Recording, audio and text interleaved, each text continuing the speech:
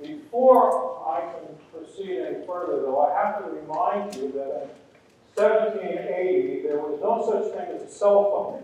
And in fact, those people who had cell phones were known as witches. And they were eliminated, rather. So I would ask you if you would please shut off your cell phone, put it on something that doesn't make noise for us, so we don't hear it. Otherwise, I'm going to have our friend Mr. Hamilton, who's the only guy up here with a sword, come out, meet you and give you the point. My role here is to give you kind of a little bit of historical background on what this play is. Masonry played an important part in the American Revolution in that there were Masonic figures who supported each side of that conflict. There were Masonic figures who supported the British, and there were Masonic figures who supported the Americans. But there were in particular two Masonic figures who were very, very different because of their, shall we say, striking similarities. One was General George Washington, who was a man and a Mason of extraordinary integrity, honesty, and a person who was extremely devoted to the American cause. And then there was Benedict Arnold, and he was a traitor. He was a man who was beholden to greed for money and an insatiable need for honor and rank, particularly high rank, and recognition.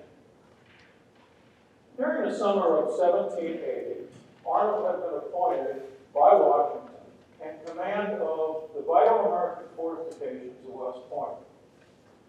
Unfortunately, at the same time, he was a man who was very, very bitter and disillusioned. He thought he had been passed over wrongfully for high rank, and that he had been deprived of the recognition and honors that he thought he deserved.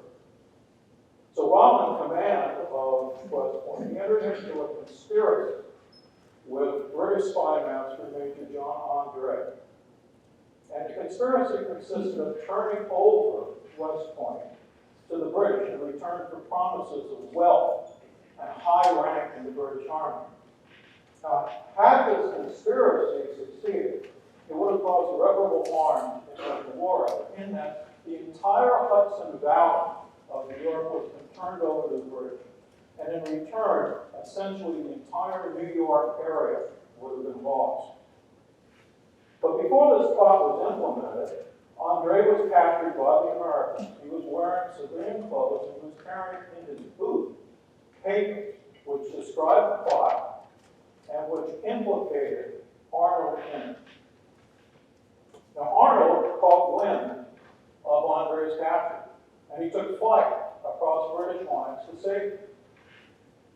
And he left Andre to his fate, to be hanged as a spy by the Americans.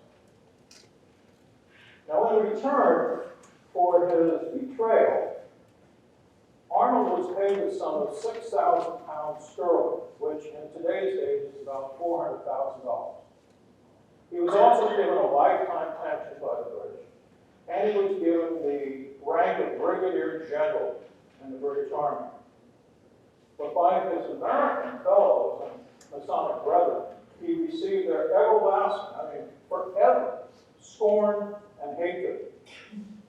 And as a result, he ended up being exiled from the shores of America, which had been his home.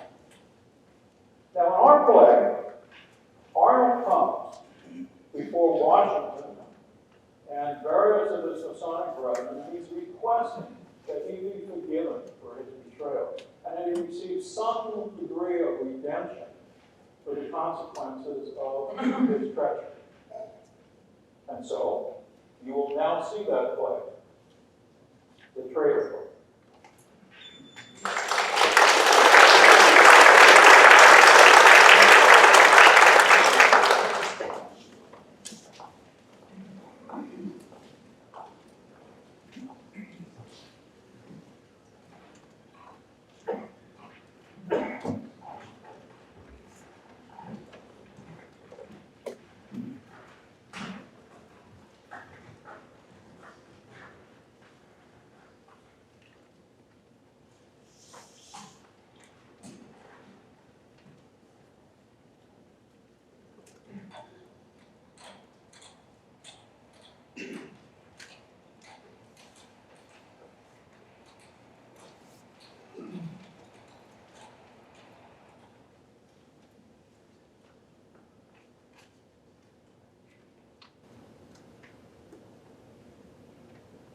Alone and at night, the conscience feels those sins and punishment. And yet, are not my sins those of circumstance? I come to this unfrequented place to find some ease. Ease for the body, ease for the mind, none. When I am alone, restless thoughts rush upon me like a swarm of hornets and prevent time's passing. Once I was, but now I am. I spend most days dreaming of the green mountains of Vermont, October in the Maine woods, blue lakes, brown forests, white rapids. My America. Only I could see you again. America denied to me. God grant that I may yet feel her soil beneath my feet and hold in these withered hands the flag for which I would now give my life.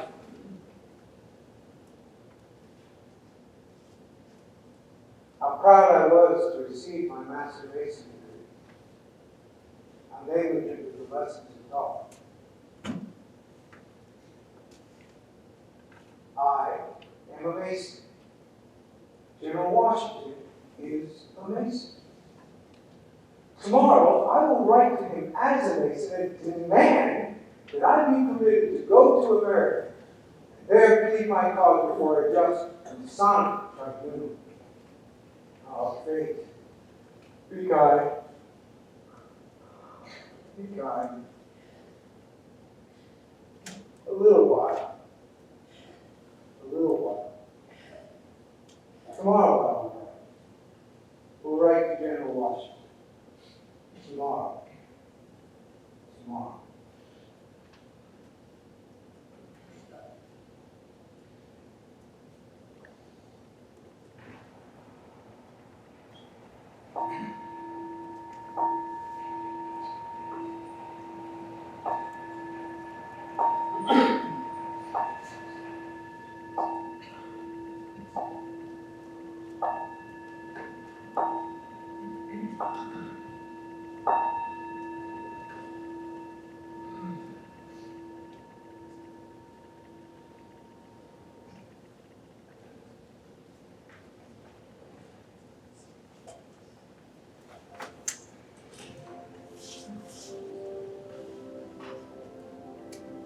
It is with peculiar pleasure, brethren, that I will have gaveled in the Masonic Rock Platform here in Virginia, where for 31 years I have endeavored to assist in building the structure of Freemasonry. Our meeting here today is due to the visit to this country of our dear brother, General Lafayette. Since his arrival in America, he has visited many cities of our country, and his reception has been one round grateful ovation. Now, on the eve of his return to France, he will spend a few days with me at Mount Vernon. These fellow soldiers and brother Masons have all traveled from distant states and accompany him here as a mark of their affection and esteem. Now, I wish to present to you our good brother, whom all America delights to honor, General Lafayette.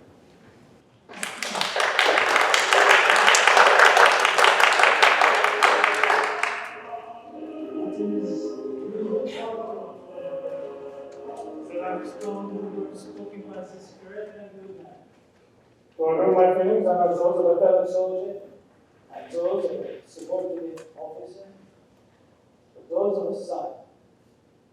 It was my good fortune to serve with him through many weary years.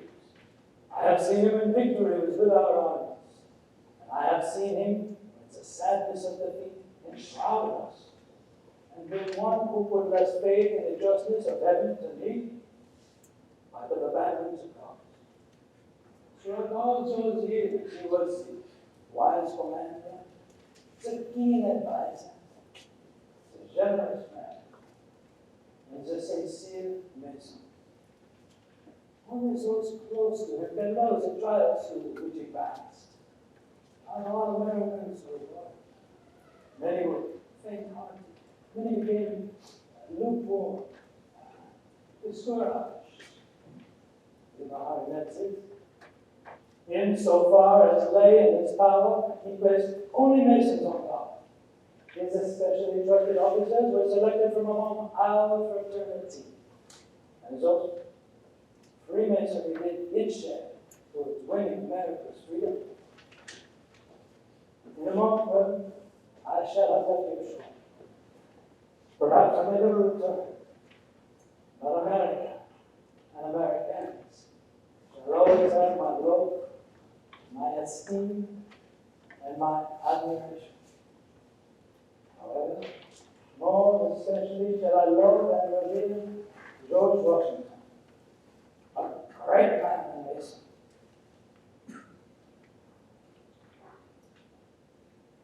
I have brought with me from France this Masonic apron, made by my dear wife, the Marquise de Lafayette, and given with loving greetings to my father in Masonry, greatest of all Americans, our brother, George Washington. Allow me, my brother, to clothe you in this symbol of Masonic service.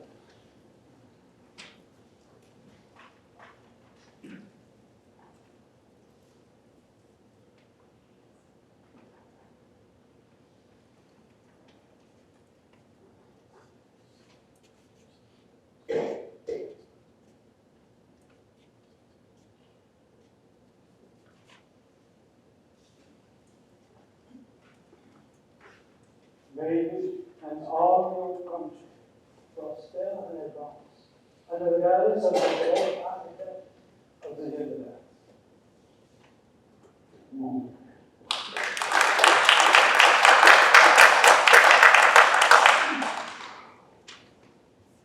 Such words, spoken from one toward whom I feel the affections of a father, filled me with deepest emotion. I shall never forget my delight when General Lafayette, then barely 21 years of age, came to me and expressed his desire to learn the mysteries of Freemasonry.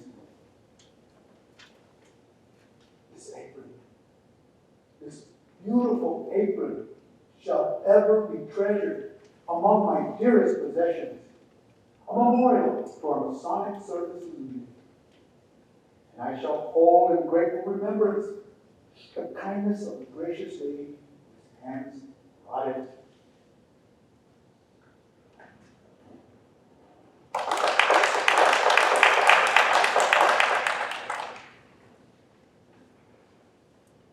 General Green, good to see you again. The brethren have honored you with a seat in the West, and I am sure Virginia Masons will be glad to hear what message you bring from our brethren in Rhode Island. Well, I bring greetings to Masonry in Virginia from Freemasons in Rhode Island. You know, as your great leader, Patrick Henry, has said, we are no longer just Virginians or New Yorkers, Pennsylvanians or New Englanders, for that matter. Instead, we are all Americans. Well said, my brother. General Knox, my friend, you now have the seat of honor in the South, and we hope you can tell us something of our brethren in Massachusetts. During my tour with General Lafayette, I've often regretted that more distinguished representatives of my state present to represent the fraternity. Massachusetts Masons and Masonry have an honorable record in the earliest days of the late conflict under the guidance of our lamented past Grand Master, General Joseph Ward, who at the time of his untimely death was the provincial Grand Master. Our good brother, John Hancock, would have been with us tonight could he have left his duties as a member of the 10th Continental Congress, now in session in Traitor. And it was a source of deepest regret to Brother Paul Revere that a combination of events prevented his leaving Boston at this time and asked me to give all faces his most affectionate greetings. Now, brethren, I don't think it will be amiss for me to indulge in a slight, but perhaps significant Masonic reminiscence. No man has ever divulged the names of the 50 participants of that exploit in 73 when the team was overthrown in Boston Harbor. And you will not hear it from the lips of any man who participated in that event. This, however, it may be proper for me to say, that for the first time in its history, although it was a regular meeting night, there was no quorum that evening at the lodge of St. Andrews, of which General Ward was a past master and Brother Paul Revere was a Sallicid active member. I'll leave it at that. Worshipful Master, it may be of interest and profit to the younger brethren if we review and give an account of the military lodges, which during the early parts and throughout the war, many of our most loved and distinguished brethren received Masonic life, and by which our fraternity was able to be of service to the country. For example, I recall that shortly before we gathered in Boston for the siege of that city, a Masonic lodge was open, or a military lodge, was opened in Roxbury by Colonel Wrigley, who was then Grand Master, or no, he was Deputy Grand Master of Masons in Massachusetts.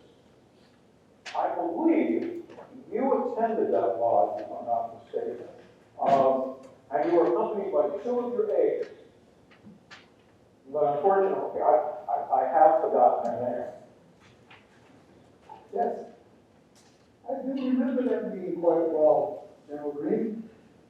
And if memory serves me correctly, one of those aides that attended with me that evening now sits at your right hand, Hamilton from New York. And I believe the other aide was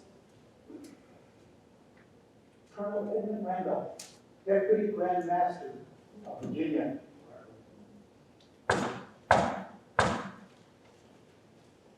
Worshipful Master, there is an alarm at the door. Take the alarm and ascertain the cause.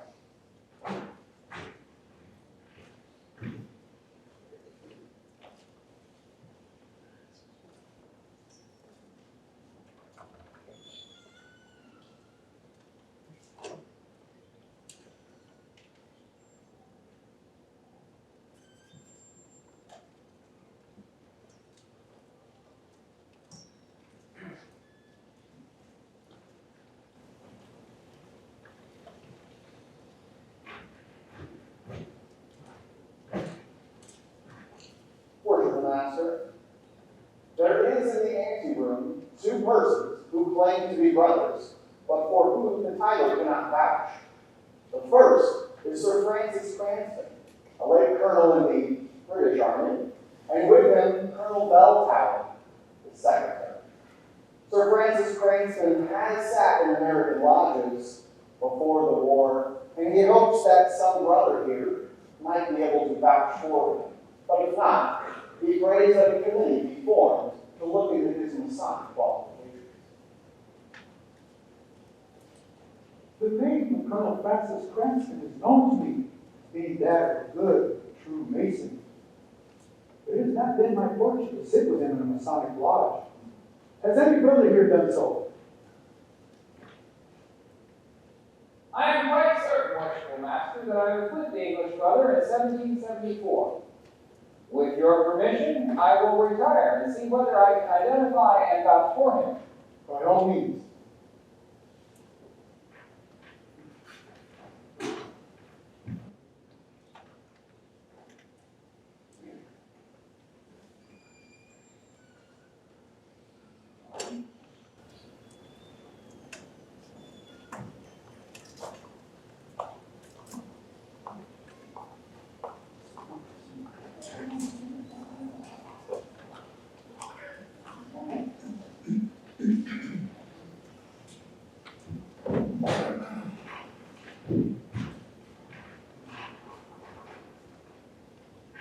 Worshipful master, it gives me great pleasure to introduce to you and to this lodge worshipful brother Francis Cranston of England and brother Belltower, for whom he vouches. Your Masonic record, at least in part, worshipful brother Cranston, is well known to me. I give you welcome. And invite you to a seat in the east. You too are welcome, brother Belltower, and I ask that you take a seat near General Knox himself. General Gist, conduct our brother to the east.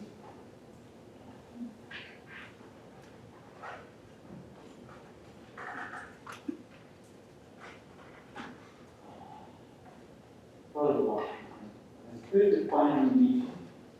I thank you, sir, for those sentiments which are such as I should expect from your lips. Colonel Belltower and I arrived in the city just today on business of the crown, and but an hour ago were in the tower, and heard of your presence here, and we hurried hither. I have long desired, Lieutenant General Byrd, to extend to you my personal appreciation for the kind and fraternal act which you performed soon after the evacuation of Philadelphia in '78. You see, on the evening prior to the evacuation, a British lodge of which I was master and Colonel Belltower, then a captain in my regiment and senior warden of the lodge, why we received word while still at labor to prepare for the evacuation. And in the haste and confusion that followed, all the papers and paraphernalia of our lodge were left behind. Oh, I cannot tell you, how proud I am that when your troops entered Philadelphia, I do not need to tell you, but maybe the brethren are less informed. They did soon find our papers, and they turned them over to you, and you have them safely placed in the baggage train. When your campaign reached New Jersey and our army entered New York, you had them sent to us from White Plain under the flag of truce with the Masonic message that the American army did not war against acts of benevolence and charity. I have long acknowledged with ink and quill since the war these acts, but I have long desired that fate ever brought us together to thank you with spoken words, for they have so much more to want. So for not only myself, but all of the British nations, thank you. It's a small thing, worshipful brother. Nevertheless, you're quite welcome. And I am glad the spirit which prompted me found an echo in your heart. Allow me the pleasure of introducing you to our distinguished friend and brother, General Lafayette, who also honors us with his presence here this evening. As you entered, we were about to hear a few words regarding military lodges in our armies during the late war. You will kindly take a seat and we'll proceed. Thank you. General Gist, as master of the military lodge, you were one of the most active brethren throughout the struggle. Will you speak to us of your experiences during that time? Among the Masonic events that stand out most distinctly in my memory is the meeting of American Union Army held at Morristown, late in December '79, to observe the festival of St. John the Evangelist. As one of those present, you will recall the occasion.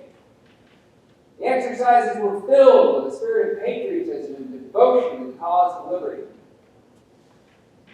After you and General Lafayette had retired on that evening, I was appointed chairman of a committee to communicate with all the American Grand Lodges to propose, notwithstanding their former refusal to accept the position of Grand Master of Virginia, that you be invited to become National Grand Master of the United States. I have always regretted that the exigencies of war and the unsettled conditions of those times prevented the matter from being acted upon by all the states. As a matter of interesting information, I might say that at the meeting to which I referred, there were present no less than 68 officers of the Continental Army.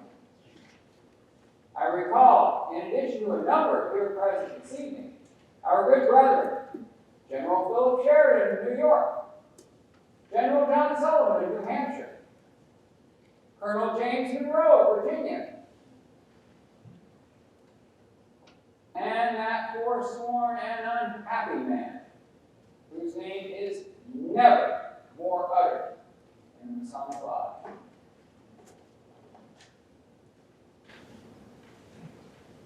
Well, as I recollect that happy occasion, my mind finds more to Philip during that awful, soul-searching winter which we spent at Benedict. Brethren, those were the moments that tested men and proved them whether to be a goals or dross. Those of you who were not there, pictures the hardships that befell the Continental Army, which at the beginning of the winter had 11,000 men. And by the end of the winter, had the most than 5,000. The soldiers, they lived in little huts with no food, only bare ground to sleep upon, firewood to warm themselves, and little else. Few had shoes. Many were without adequate clothing. There was little food, no horses, no wagons, no money. The army could pay for supplies only with the certificates the Congress had not voted to redeem. One man in three of those days was a sympathizer with the king. And the farmers in the vicinity too often preferred to take their food to Philadelphia, only 24 miles away, where it would be welcomed by the British and paid for in gold.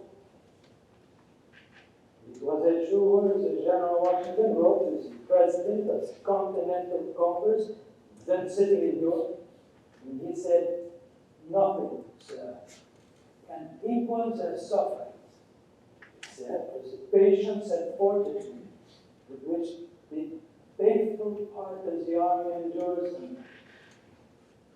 The faithful part of the army. That is a phrase to remember them. The tribulations of his soldiers and the seeming hopelessness of the war was always distressing to our commander and chief, and he often did not know what to look for, loyalty and support. It was at this time that a cabal was instigated in Congress to remove him from command of the army, and officers whom he believed he could depend upon were discovered to be plotting against him.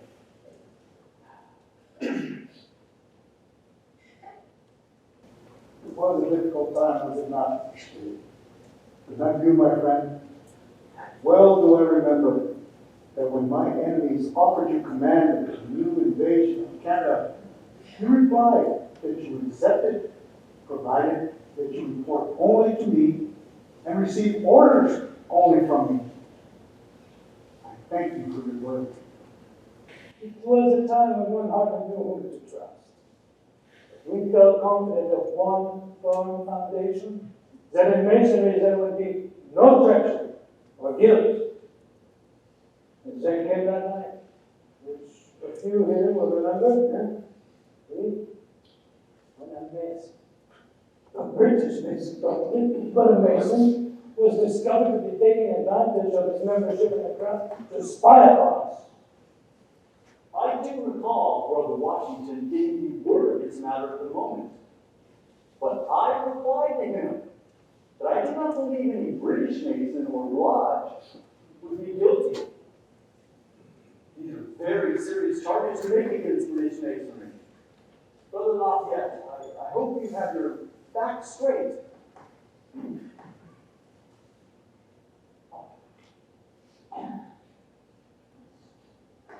In the warmth of my feelings, I had quite forgotten that British masons were also our guests. And I was humbly credited by Arnold for having referred to matters as tact with a bad mention. No. On the contrary, I am as desirous as any man of having so grave a charge investigated. But if you and some other brother could provide some evidence for so serious an accusation. Worshipful Master, I seem to have forgotten an important matter which should have been attended to much earlier. Permit me to depart. I will endeavor to return. Brother Bellhauer, stay. Certainly there is no errand as important as the solution to this mystery that is all surrounding the charge made by Brother Washington in 77 regarding the Masonic spy at Valley Forge. My goodness, man, you were my senior warden at the time, and I reputed to you the full investigation within our ranks. I told you to make it full and complete. And such an investigation was made, and produced no evidence whatever that the charge was true. From that day forward, I put the matter out of my mind, that it had no basis in fact or in truth. At the present moment, I scarcely recall it. To be seated in our American brethren will inform us of the facts. General Reed, I believe you were present in the lodge on the occasion referred to. Can you tell us the difference? No, not of my side of hearing, as I was in the lodge at the time of the exposure of the day in the engine room. But there happens to be here this evening one who is better able to tell the tale. I have the pleasure of reacquainting myself with him this earlier during this evening.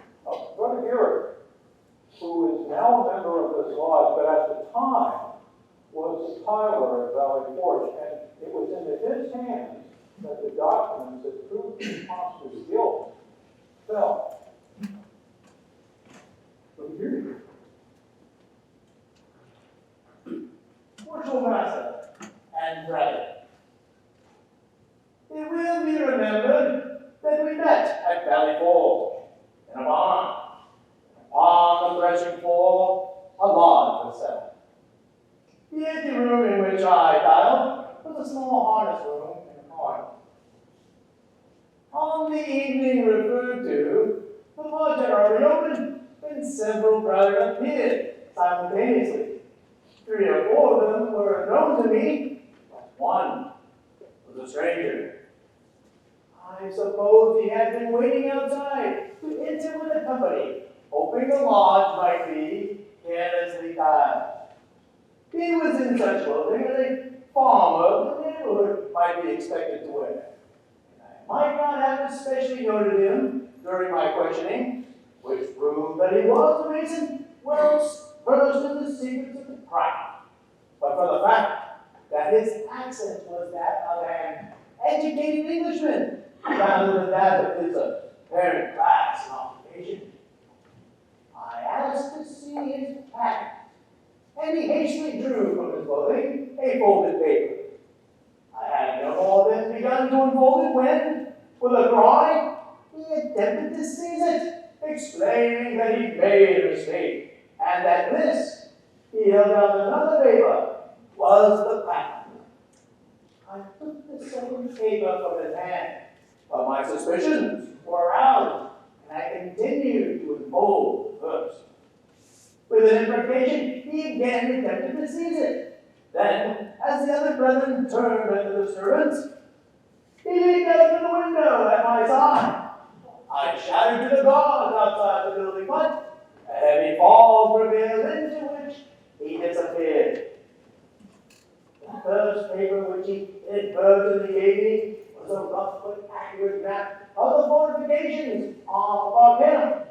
each side. The other was a genuine Masonic patent issued to one Thomas Murdoch of Pennsylvania. An investigation was immediately made, and it was determined that Thomas Murdoch was in fact a Mason in good standing, a member of Miles, Pennsylvania battalion, who had been captured in, I believe it was August of 1776, when General Howe first seized New York. And he had been confined on the prison ship Jersey for a period of time. Now, when he was finally released, he was so wasted that he soon died. But before he died, he informed his brethren that upon being captured, he was brought before a captain, a British officer, who took his patent and then proceeded to tell him that by virtue of its use, he would secure his speedy release. Well, of course, he never again saw the patent, and he never again saw the British officer. Why, this is incredible. It is incredible. You may recall, Sir Francis, that when General Washington sent to you at Philadelphia a brief account of these charges, you instructed me to ascertain the truth, and I was able to learn they had any knowledge. No British Mason who was in New York in August of 76, or in or near Philadelphia in winter of 77, we knew them all, we were in both places, was likely to have done such a thing. Nor was any then engaged in espionage or our army. Now for the story. Permit me to depart. In leaving our inn, I seem to have left certain papers and documents where they can be found by ill-intentioned persons. That risk is very small, Belltower. For God's sake, be courteous. This is an important matter before us. As you came with me, pray wait to depart in our company.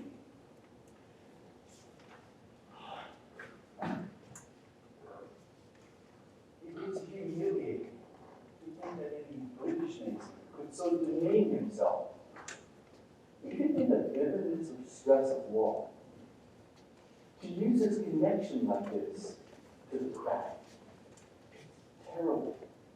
You know, I wish to add that the investigation further showed that this false Thomas Murdoch had been entered to the camp by showing the patent to a Mason, a rather simple fellow, who was on guard at the outer fortifications as a member of Morgan's Virginia Riflemen, and by informing him that he was a soldier who had been discharged, and also that he simply wished to visit the lodge.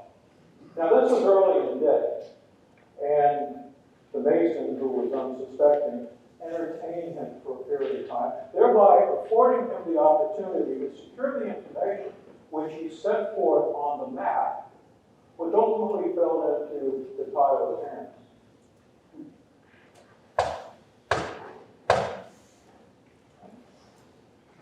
Worshipful Master, there is another alarm.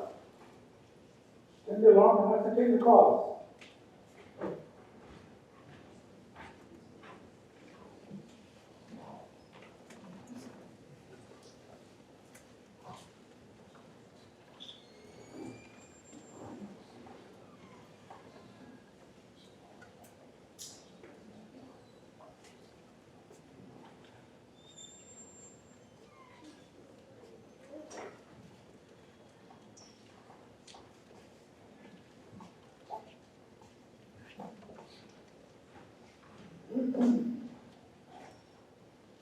Worshipful Master, there is in the anteroom a person that the tyrant can vouch for. The well-tried and shrewd brother asks that I deliver this communication to you at once.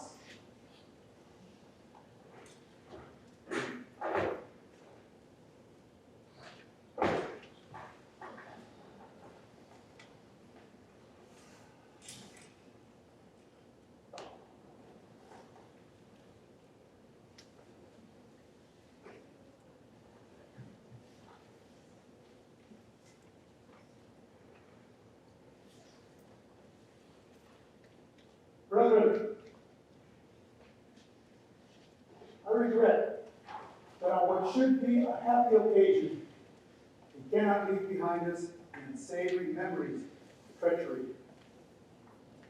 It is passing strange that this messenger arrived at a time when Lodge is in session, and we have, for just this moment, been discussing unfit and forsworn masons.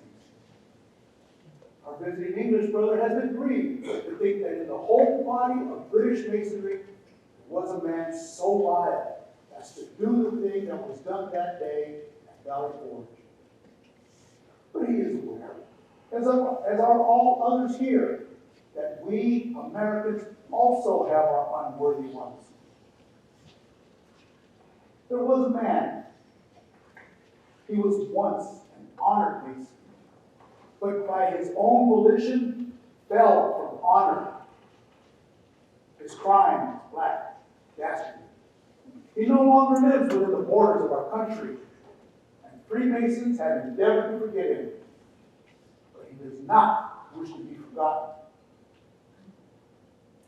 Several months ago, I received a correspondence from him saying that he wished to come to America, that he sought opportunity to make his peace with his former brethren. He appealed to me to use my influence as man and mason. He requested only a hearing.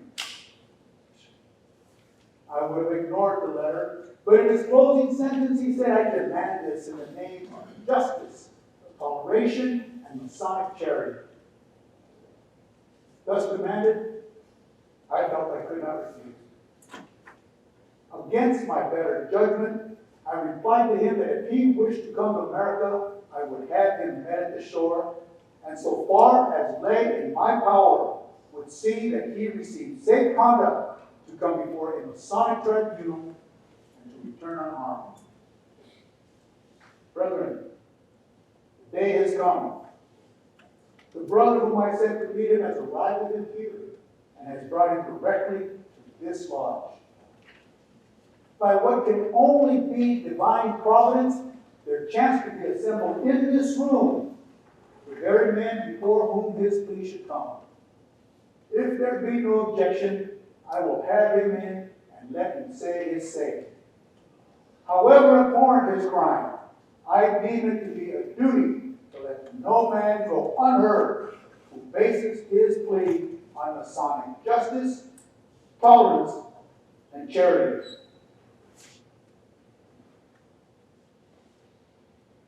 There being none, during his reception, the lodge will be at refreshment. He is a profane and is unworthy to witness even the semblance of a lodge. Brother Geary, Brother Hamilton, you will attend to that duty. Brethren, remove your regalia.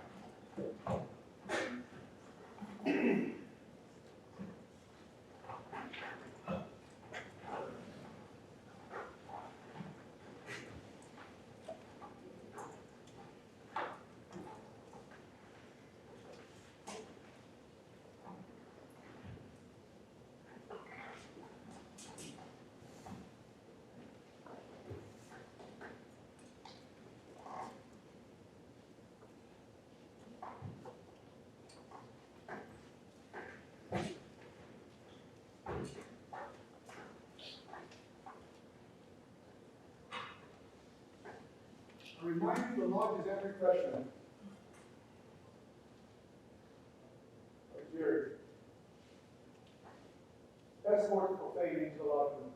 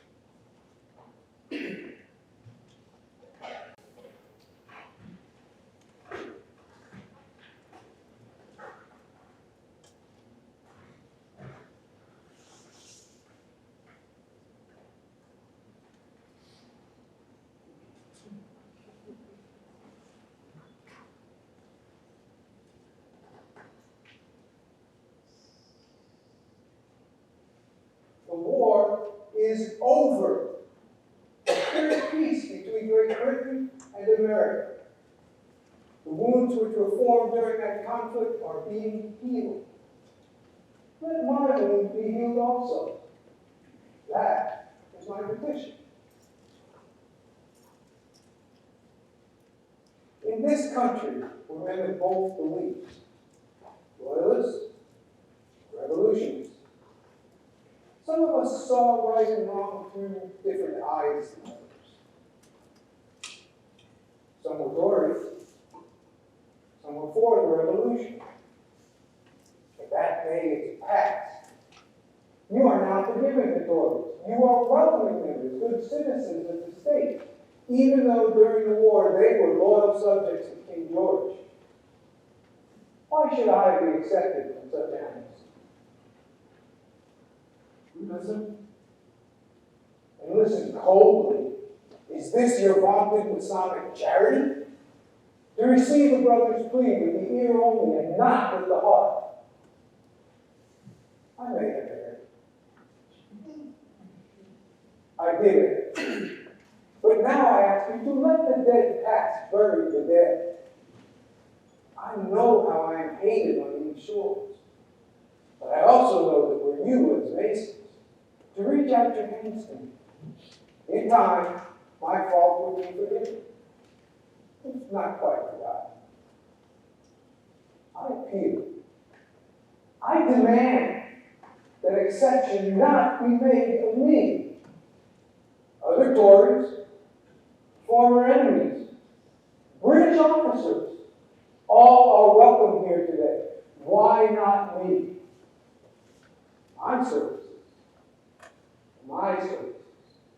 even in the most humble capacity,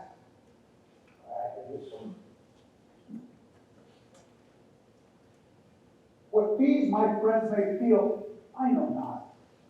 But in my heart, there is a vast and unbridgeable gulf between the loyal British subject who honestly opposed the colonies and the American who deserted his flag to become a servant of the enemy.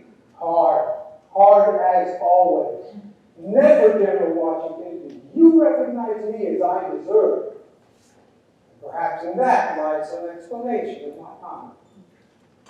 At a time when I was serving the colonies with all my heart and soul, you rebuked me publicly. That was not from any wish of mine, but by order of the court-martial, which tried and sentenced you to the rebuke. But if it had never entered your thoughts, there might be more than one explanation for the unfortunate happening at West Point. Oh, how dare you come here seeking to make amends, or prancing like a proud peacock? What happened at West Point was reviewed by a court-martial of 14 major and brigadier generals. The court-martial which tried the unhappy Don Andre. You have spoken of justice. Is it justice to allow that brave young man to die when you could have saved his life? How? But at the risk of my own. There speaks the man you ever were. Selfish, filled with pride of opinion, driven by overweening ambition, impatient of counsel, admonition or restraint, consumed by an unreasoning jealousy. Wait not. There sit here tonight several members of that court-martial which tried Andre, including General Greene, who was its president. Brother Greene, I ask you to speak your piece. We were required by the rules of war to condemn the death of youth, whose only fault was that he recklessly served as king and trusted in this false American. Had Arnold merely given the order to both men to take Andre to his ship, Andre would have passed across his lines to safety. But selfishness is bad. And to make matters worse, by reason of his demand, Andre changed his uniform to civilian clothes, but for which he would not have incurred the severest penalty that we have to give him. how well I remember that day when our commander-in-chief learned the traitor's plot against us. Andre had been captured. The traitor had made his escape, and he was safely behind the British lines. Turning to General Knox and me, he cried out in agony of soul after scanning each of the damning papers and proclaimed, "How can this, our Masonic brother, do this? Can mercy and justice be spoken in the same breath?" I, too, was a member of that court-martial. And when the supplicant asked us to forget, or rather ignore, that for his services in giving up West Point, he received a commission of Brigadier General in the British Army and gold in the sum of 6,000 pounds sterling. I know I have sinned. And my passion has often controlled my better judgment. But all is not told. I was tempted by an accursed, smooth-tongued Masonic brother. He is still honored and respected. Yet 6 months ago, I met him on the streets of London, and he passed by me without so much as a word or a look of recognition. So the tempted pay more than the tempter? Will you hear the story? You recall the Battle of Quebec in December of the first year of the war?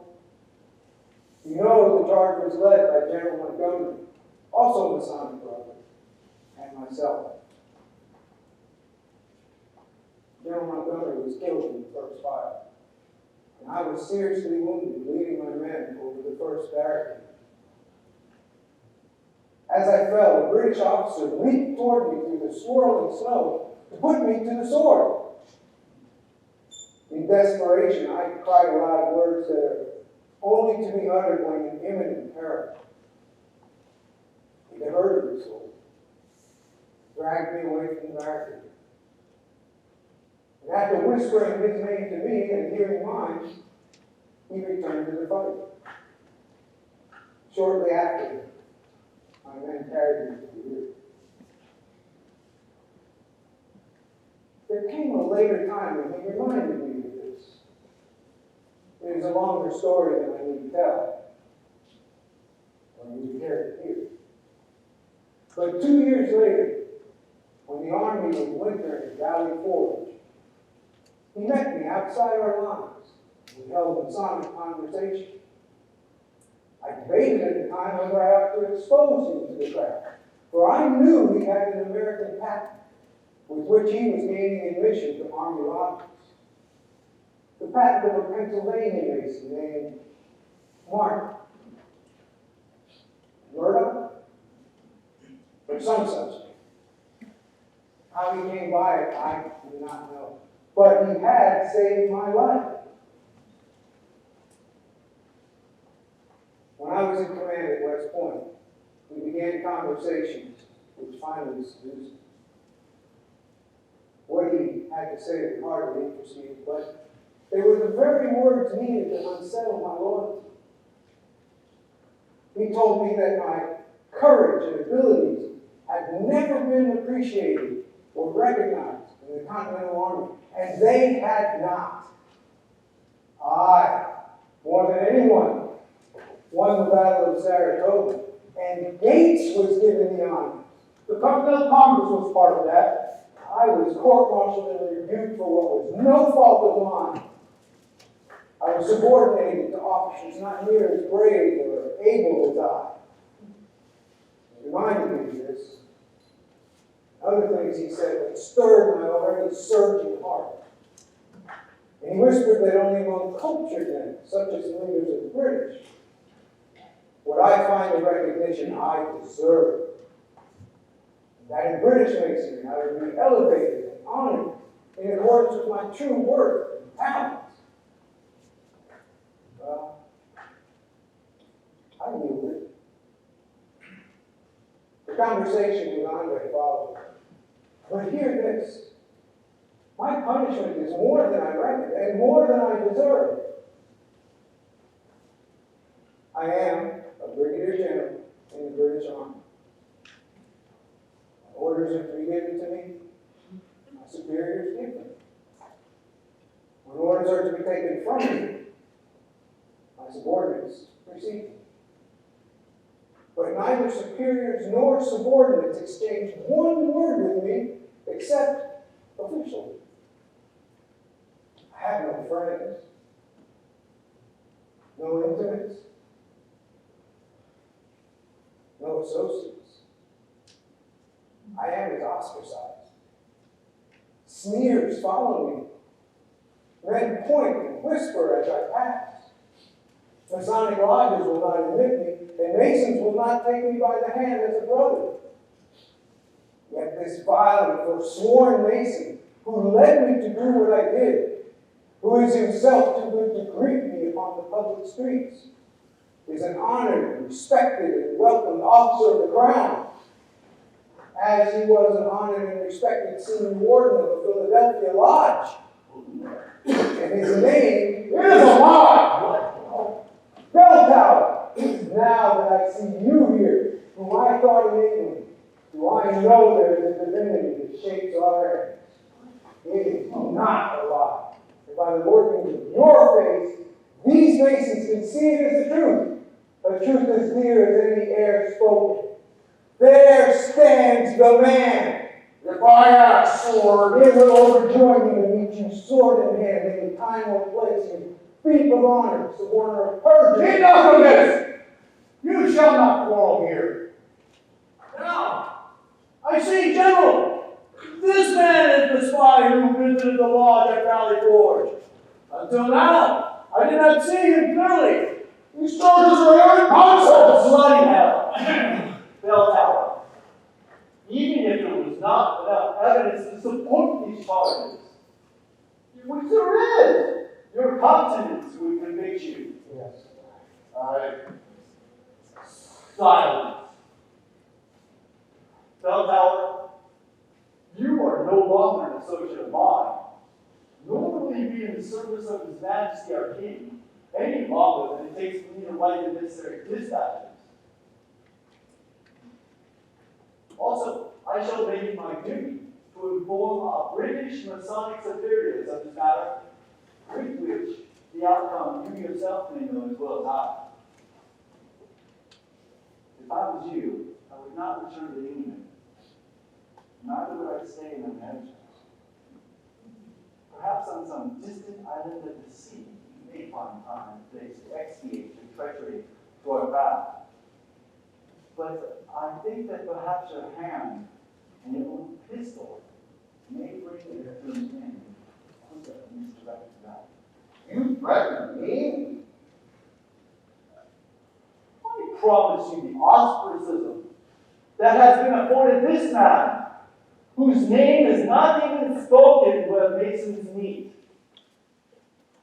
You are a false man and a Mason brother, a liar, a scoundrel, and a knave. For that insult, my sentence will weigh upon I will be frank with gentlemen. Your challenge will not be met. If our hosts are willing, he may depart.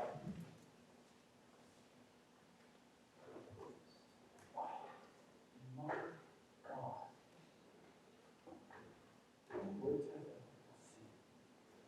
you will receive your reward, Arnold, for this honest work. The war may be over, and the law may be able to do little to you for your protection. But I declare that the people of Richmond knew you were here, they would gather and hang you from the nearest tree. By heaven, they know. I will point you out and then tear you limb from limb. Guard the door.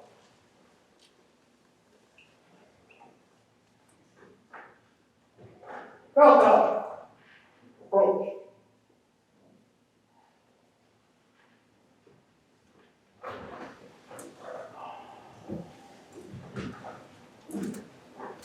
You are still still a Mason in name, Bell Tower.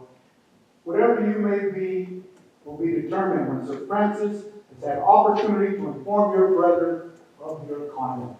Good Hamilton, your sword. Before you go, the vow of secrecy. Do it.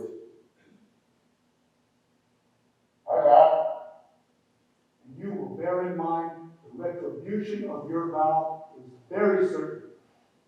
I have given my word, this man shall reach his ship unhurt. Masons everywhere will see to it that the word of Washington shall not be said at naught. Be gone.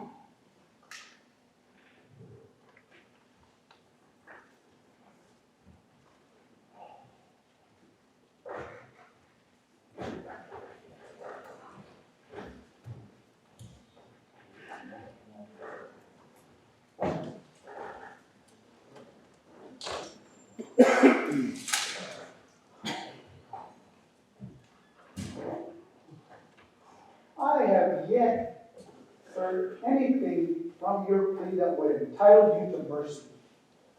The tempter, if it is true, is to be condemned, but no less than the weak and sinful man who welcomes the temptation. And treason is a crime over which Masonry casts no mantle of charity. But hear me, gentlemen, and Benedict, formerly my brethren. I am overcome with shame and remorse, and heartbroken, disconsolate. I reside in a foreign land, among people who are not my people. I long to return. Now, more than ever, after landing upon these shores, but I wish never to leave. Be kind. Be generous. Be charitable. Allow me to return to my own country. You have no country!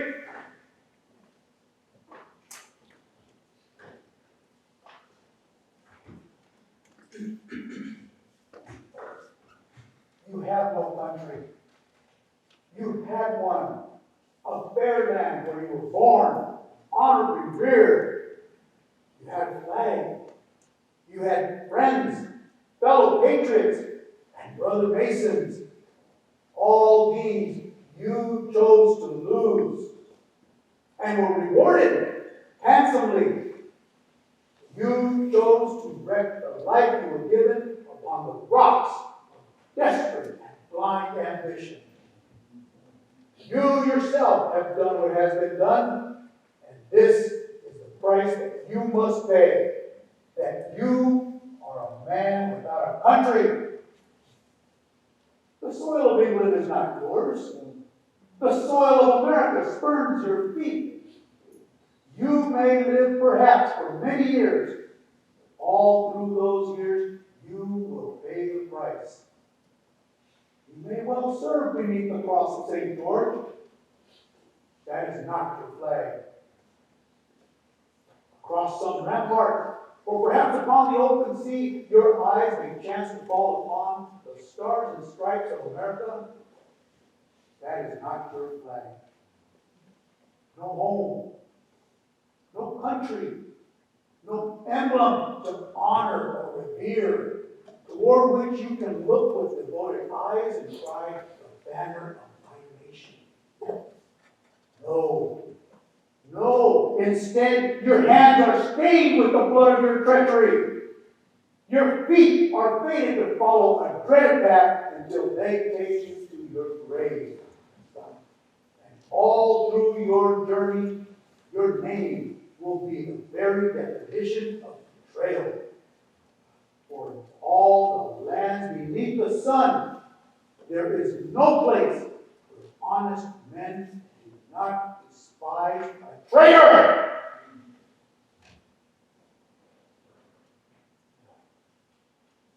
Your name will be forgotten by Masons, or only to be execrated.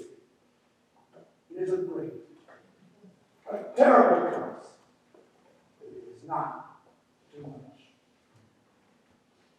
Brethren, do you approve of my words? Yes. There you have it. This is now your reward. The scarlet letter that you will wear for the rest of your life.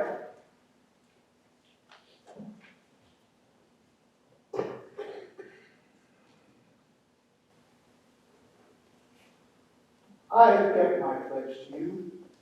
I have given you safe conduct here.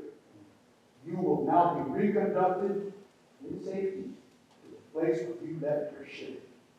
And we never look upon your face again.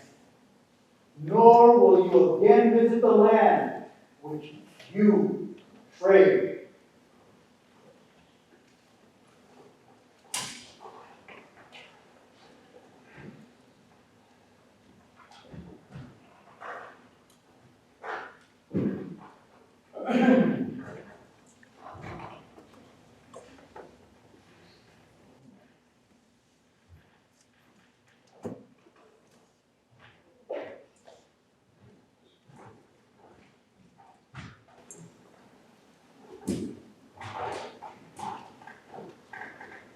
Brethren, truth, justice, and equity must prevail, and the virtues of generosity and toleration, so well practiced by good Masons, cannot be venerated or sustained with sacrifice, honor, and loyalty.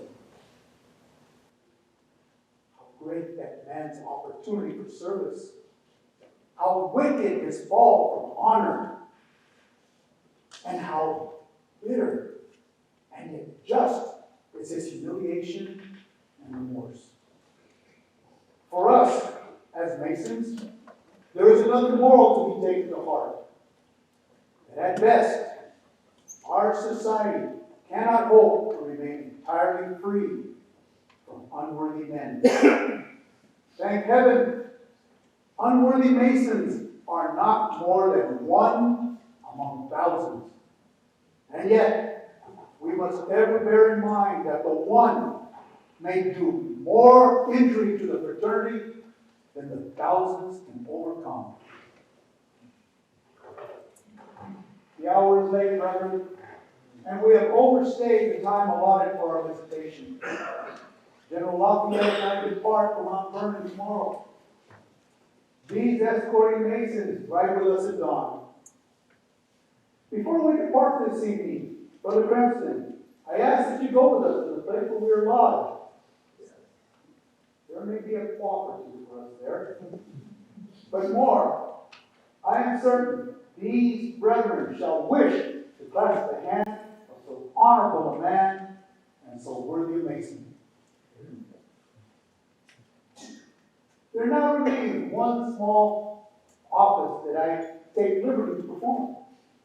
Brother Geary, will you produce that which you have brought? Brother Hamilton, Brother Green, you will attend.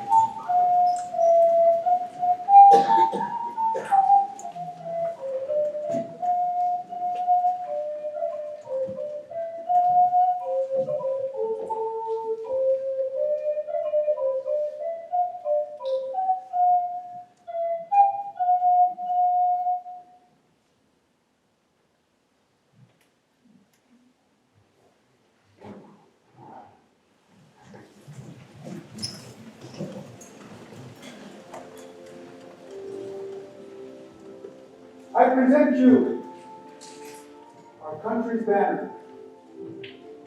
Masons have died for this flag. Masons have striven for the new country this flag represents. Masons, I doubt not, will ever prove loyal and devoted to it and to the principle of freedom for which it stands. We are still a young and struggling people, but I dream of a day when we shall be a nation rather than a mere confederation of states. Then the United States will be united, a nation, one, inclusive, indivisible, whose duty and delight it will be through all the centuries to exemplify, not just to its citizens, but to the entire world, the blessings of true and perfect liberty. That is my dream. In the coming years, the poor and oppressed from many alien peoples will flock to this free land, seeking refuge and respite from tyranny and oppression. It is possible. It is very possible that ignorance, vice, and shameful greed may seek to assail our institutions, to destroy our liberties, and to poison the very fountain of justice and equity. But so long as Freemasons stand united in the bonds of brotherhood and the stalwart defender of equal justice in law, this republic, our republic, will endure forever in honor.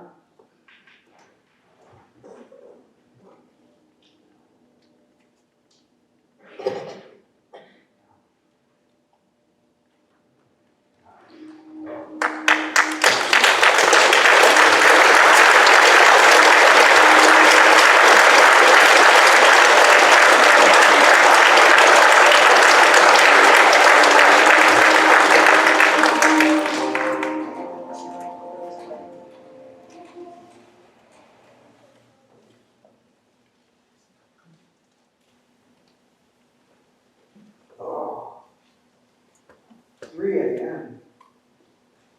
Oh, what a dream. I stood in a Masonic lodge. General Washington was in the master's chair. Lafayette beside him.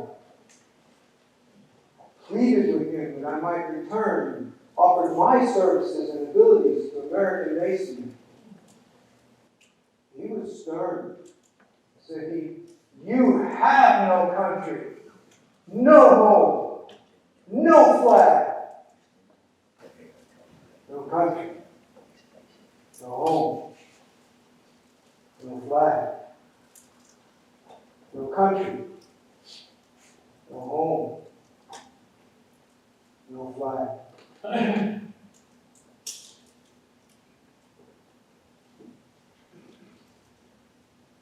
And Washington gave me this at Richmond.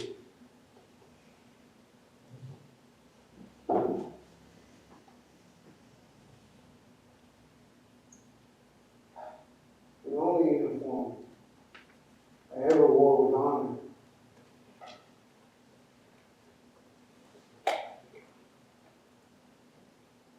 No country, no home, no flag. Dear God, I'm so tired. Please, make me vivid.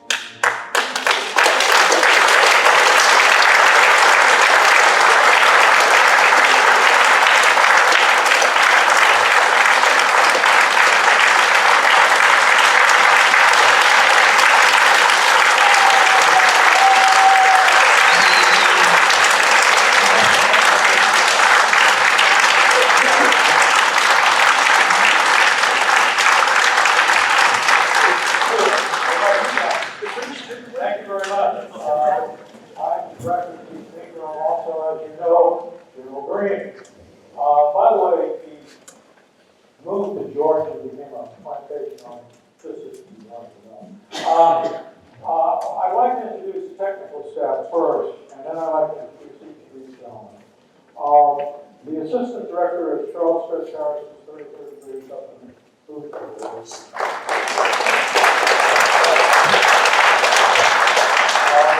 The music that was flute was our friend Lowell Mercer, friend Cortavano. He was also our prompter was on a 33rd degree, I believe he's back there. Our sound was, of course, Fred Charles, 33rd degree, and Peter Cocoon, 33rd degree, was also potentate this year about our time. Lights are Albert Keller, 33rd degree. Stage is Bob Acevedo, 33rd degree. And wardrobe was Tom McFadden, night band court of honor. Now, to get to a wonderful cast. First, Benedict Arnold.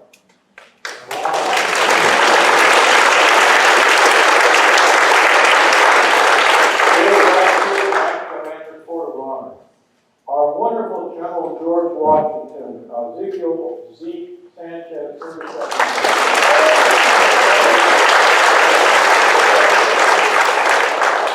I had suggested we dye his hair white, but Marquis de Lafayette, Jim Achenbach, 1994.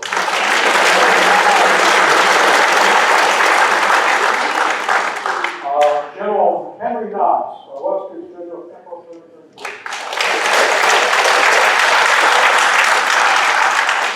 Colonel Alexander Hamilton, before he got shot, ended up in a play in New York on Broadway.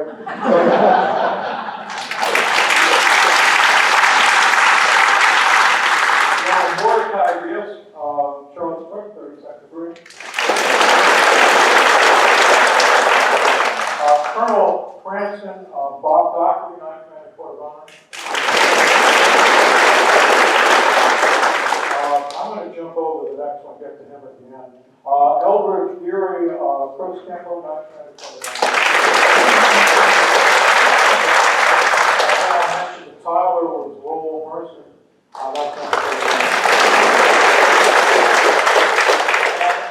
Anyone who wants a boo at this guy is Colonel Bellteller, Brother Michael Thibodeau.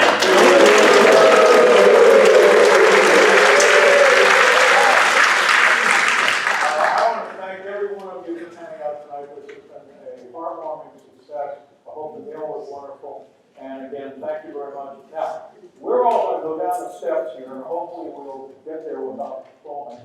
And we're going to go over here, and any of you would like to say hi, please come on over and join us. Thank you very much.